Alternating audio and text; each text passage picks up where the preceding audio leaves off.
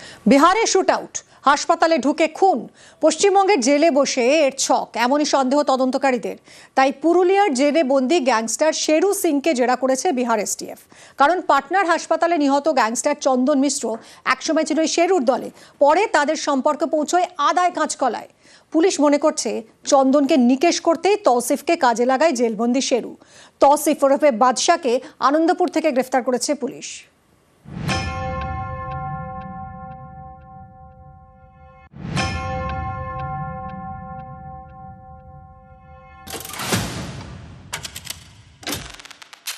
বিহারের পাটনা বৃহস্পতিবার এখানকার একটি হাসপাতালে ঢুকে খুন করা হয় বিচারাধীন বন্দী গ্যাংস্টার চন্দন মিশ্রকে।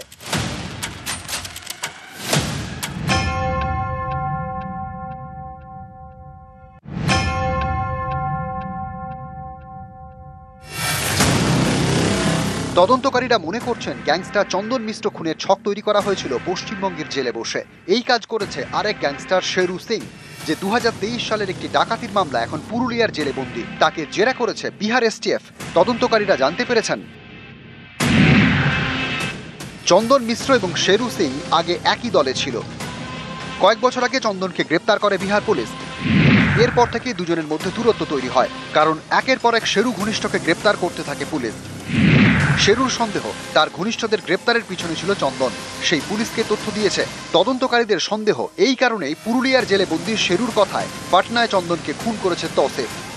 शेरू सिंह के साथ आपका भाई का मुलाकात कब हुआ था? वो जेल में हुई थी 2-2.5 साल पहले। कौन सा जेल में? ब्योर टाइम हुआ था भाई किया था, आपको पता है? करने के बाद हमको पता है, इतना ही बोला है कि भैया मार दी, हम क्या करें। पहले मित्र थे, उसके बाद दोनों में दुश्मनी हुई। फिर चंदन को मर्डर क्यों किया? चंदन के साथ ये नहीं पता हमको। दुश्मनी के लिए ये हाँ शायद हो सकता है। এই হচ্ছে তৌসিফ। সিসি ক্যামেরার ফুটেজে তাকে আগ্নেয়াস্ত্র হাতে হাসপাতালের ঘরে ঢুকতে দেখা যায়। খুনের পরে ভাবলেশীন মুখে বেরিয়েও যায়। তৌসিফ শেরুর ঘনিষ্ঠ। গ্যাংস্টার চন্দন মিশ্রকে খুনের অভিযোগে তাকে শনিবার রাতে কলকাতার আনন্দপুর থেকে গ্রেপ্তার করা হয়।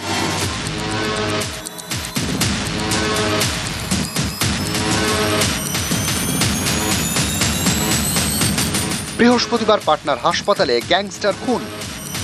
পাটনার হাসপাতালে শুট আউট ও খুনের ঘটনায় শনিবার রাতে কলকাতার আনন্দপুর থেকে 4 দুষ্কৃতীকে গ্রেপ্তার করা হয়।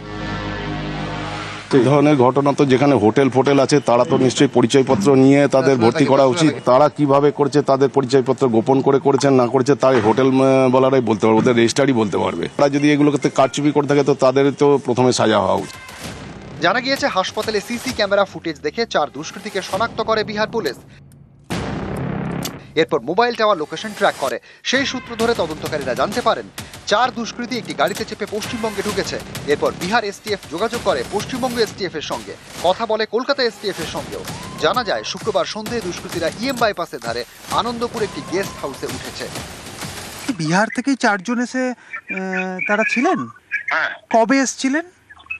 কালকে এসেছিলেন 6টার সময় সন্ধ্যাবেলা। 3 জন মেল, 1 জন ফিমেল। আপনাদের এখান থেকে কতজনকে আটক করেছে পুলিশ? সবাইকে নিয়ে গেছে, 4 জন জিপ। এই গেস্ট হাউসের উপর নজরদারি বাড়ায় কলকাতা পুলিশের এসটিএফ।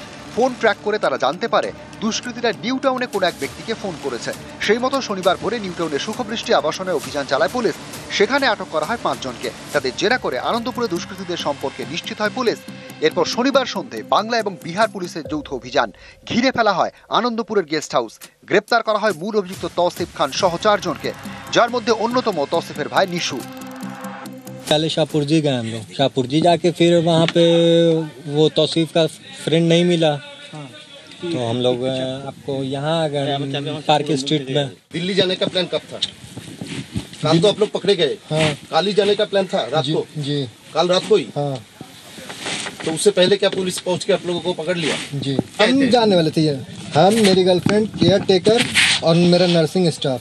तौसीफ जा रहा था पटना और मंडे के दिन सिलेंडर करने वाला था। নিউজ 18 বাংলা। সুখবৃষ্টি কি দুষ্কৃতীদের সুখের আশ্রয়? এটা কি দুষ্কৃতীদের সেফ শেল্টার? 4 বছর আগে নিউটাউনের সুখবৃষ্টি আবাসন দেখেছিল এনকাউন্টার, প্রাণ গিয়েছিল পাঞ্জাবের 2 গ্যাংস্টারের। এবার পাটনার হাসপাতালে গ্যাংস্টার খুনের ঘটনায় সেই সুখবৃষ্টি থেকেই পুলিশের জালে 5 দুষ্কৃতী। সুখবৃষ্টির বাসিন্দারা আতঙ্কে। সুখবৃষ্টি আবাসনটার নাম সুখবৃষ্টি হলো, এটা এখন কিন্তু দুষ্কৃতীদের একেবারে স্বর্গরাজ্য হয়ে উঠেছে। 9 জুন 2021 নিউটাউনের সুখবৃষ্টিতে এনকাউন্টার, খতম পাঞ্জাবের 2 গ্যাংস্টার।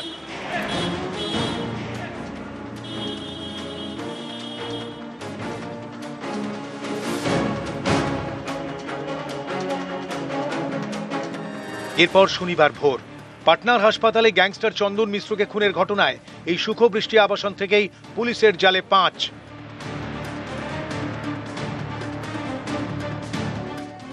স্বপ্ন জমিয়ে বাড়ি, ঠিকানা নিউটাউনের সুখবৃষ্টি। 100 একর জমি, 20,000-এর বেশি ফ্ল্যাট, কিন্তু নিরাপত্তা কোথায়? আবাসিকদের অভিযোগ, এখানে অনেকেই ফ্ল্যাট ভাড়া নিয়ে থাকেন, এই সুযোগেই ঢুকে পড়ছে দুষ্কৃতীরাও।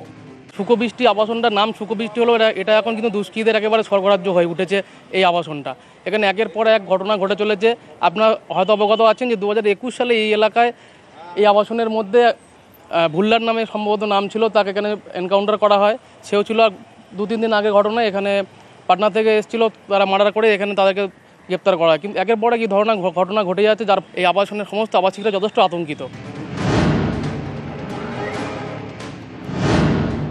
সুখবৃষ্টির বাসিন্দাদের দাবি, অনেক ফ্ল্যাটের মালিকই এখানে থাকেন না, দালালের মাধ্যমে ফ্ল্যাট ভাড়া দেন।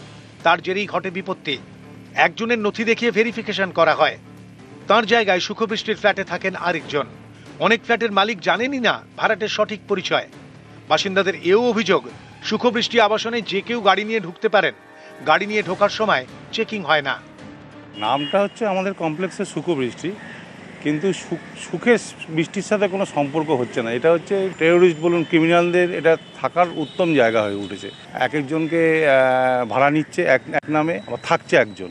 এই জায়গাটা ওদের একটা মুক্তাঞ্চল সৃষ্টি হচ্ছে, ওদের জন্য এটা সুখবৃষ্টি। অবশ্যই প্রশাসনকে দেখা উচিত। এখানে ভাড়াটে থাকে, তো ভাড়া দেওয়ার সময় প্রশাসনের কাছে বিনীত অনুরোধ করবো আমরা এলাকাবাসীর পক্ষ থেকে, যাতে করে সমস্ত পুঙ্খানুপুঙ্খভাবে তাদেরকে জাস্টিফাই করে তদন্ত করে তবে তাদেরকে ঘরটা অ্যালাউ করা হয়, এনওসিটা দেওয়া হয়। এখানে ব্রোকারের মাধ্যমে ভাড়া হয় ঘর, এবং ব্রোকারের মাধ্যমে এখন তো আমাদের বিধাননগর পুলিশের পক্ষ থেকেও নির্দেশিকা জারি করা হয়েছে যে প্রত্যেক ভাড়াটাকে এনওসি নিয়ে তারপরে ঘরে ঢোকাতে। তারপরেও জানি না কেন এই ধরনের ঘটনাগুলো ঘটছে। অনুপ চক্রবর্তী, নিউজ 18 বাংলা।